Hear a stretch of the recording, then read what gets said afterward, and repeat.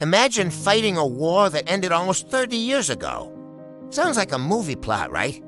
Well, for one Japanese soldier, this was his unbelievable reality. This is the story of Hiroo Onoda, the man who refused to believe World War II was over.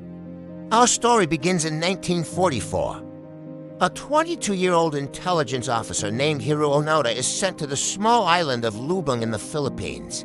His orders from his commanding officer were crystal clear: disrupt enemy operations, do not surrender, and do not take your own life. He was told, it may take 3 years, it may take 5.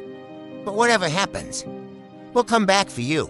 He and a few other soldiers took these orders too hard.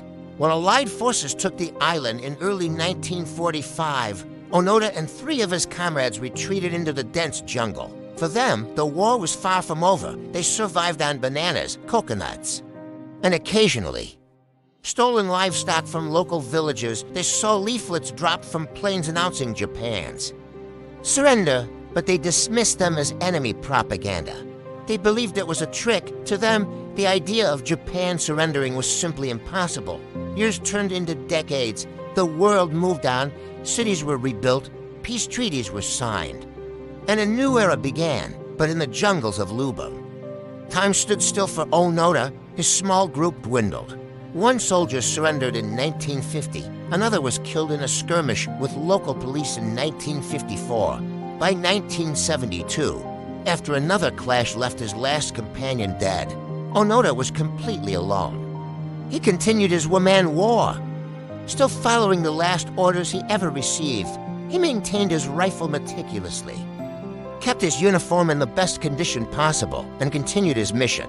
He was a ghost, a legend whispered about by the islanders, a holdout from a war everyone else had forgotten.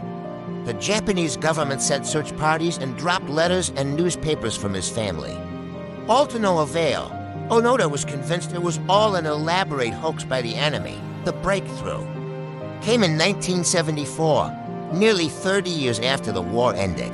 A young Japanese explorer named Norio Suzuki made it his personal mission to find Onoda, a panda, and the abominable snowman.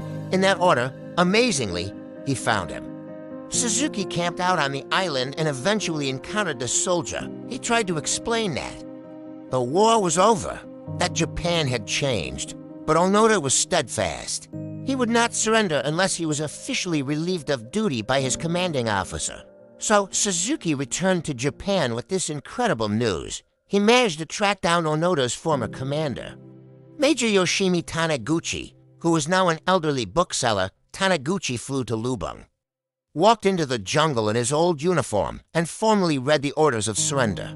On March 10, 1974, Hiroo Onoda, now 52 years old, emerged from the jungle. He still wore his tattered Imperial Army uniform and carried his service rifle, his sword, and several hundred rounds of ammunition, all in perfect working order. He stood at attention and surrendered his sword to the Philippine president.